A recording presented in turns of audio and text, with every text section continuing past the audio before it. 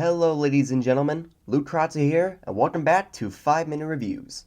Today's the day, ladies and gentlemen. Today is the day we review Episode 6, the final episode, the season finale of the Disney Plus original, Loki. So, let's get to it. Start the timer.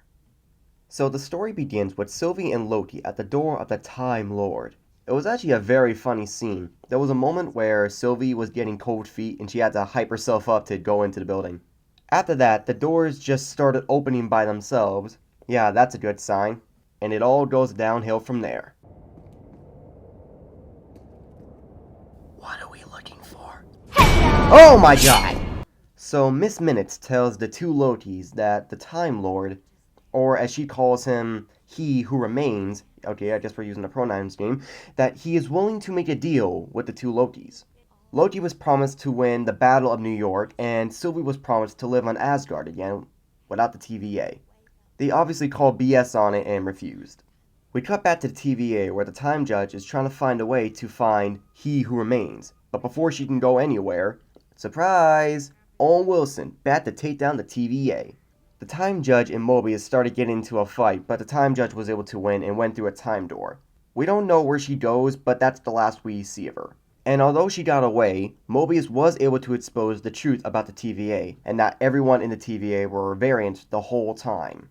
We cut back to the Lokis where they managed to finally meet He Who Remains, the creator of the TVA. His name wasn't really said in this episode, however by the end of the episode you can immediately tell who this guy is. More on that later. Sylvie keeps trying to go on a killing spree on this guy, but he keeps dodging him left and right. It's kind of funny, but it's also kind of terrifying when you think about it, when you realize that's how powerful he is. They then go to his office, and there we're able to get a bit of an origin story of who this guy is and why he's doing all of this. Before the TVA, he was a man from the 31st century in the distant future, and during that time, he was able to open a gateway to other timelines. And believe it or not, other versions of himself found out the same thing. They became the first variants. Some of them were good, but there were others who were really bad. Some who wanted to conquer all of time. Be sure to remember that word. I want you to remember that the whole episode. Conquer. The one who remains then explains a war throughout the multiverse. The one that was explained in the first episode. And the only way to stop the war from ever happening again was to create the TVA and to do all this bad stuff. Sylvie, however, did not care. She wanted to kill him 100%. Nothing was going to stop her. But Loki tries to stop her because he believes that killing him would only make things worse, that it would cause another multiversal war. The two Lokis had a cool fight scene, a very weird kiss scene, and then Sylvie sent Loki back to the TVA. Sylvie then kills the one who remains, and the multiverse has finally been made. We cut to Loki trying to explain to Mobius what happened, but then Loki realizes something. Who are you? What's your name? Who are you? He was sent to the wrong timeline. Oh my god. And the last thing we see is a very familiar statue of one of the most iconic characters in Marvel. Kang the Conqueror. And that's the whole episode. Okay, some final thoughts. Wow, what a way to end the series. Some of you are probably wondering who the heck this Kang the Conqueror guy is, and I'll try to explain it to you. So, Kang is a supervillain, one of Marvel's most iconic supervillains, that has the power to manipulate time. He is kind of one of the most powerful villains in the MCU.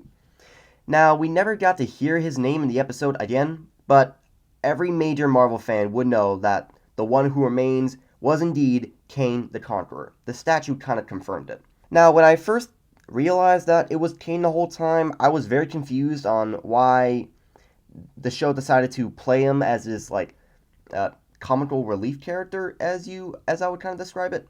However, now that I think about it, this isn't really the Kang that we think we know. Let me explain. My theory is that the real Kang the Conqueror is going to be a Kang from another timeline. And that will make sense since in this episode, the Kang in the episode was able to explain to us that there are even worse versions of him out in the multiverse. So that would make sense if that's how they're going to play it in the MCU. I also have a theory that Kang will be an even bigger character than we think. I believe that Kang will be the new Thanos of the MCU. The final boss battle, as you would say. Now, enough about Kang the Conqueror. Let's get to the actual episode in general. I gotta say, this episode isn't really the most eventful, however, it is definitely the most impactful.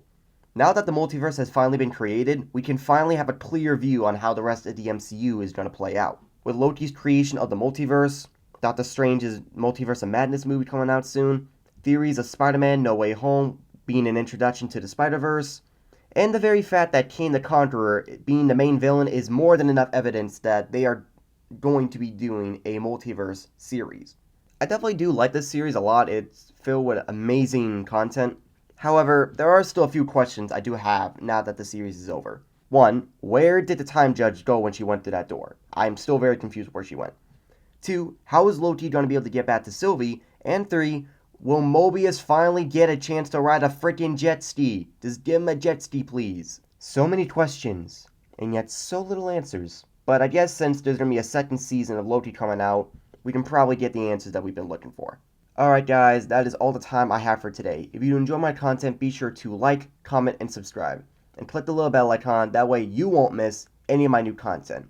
And also, let me know what was your favorite episode of the series, or if this was your favorite series out of all the 3 Disney Plus series that came out. This one's definitely my favorite. Anyway guys, I wish you all a good day, and I will see you tomorrow for the Crotzer Show. Thank you for joining me on 5 Minute Reviews. Peace out guys.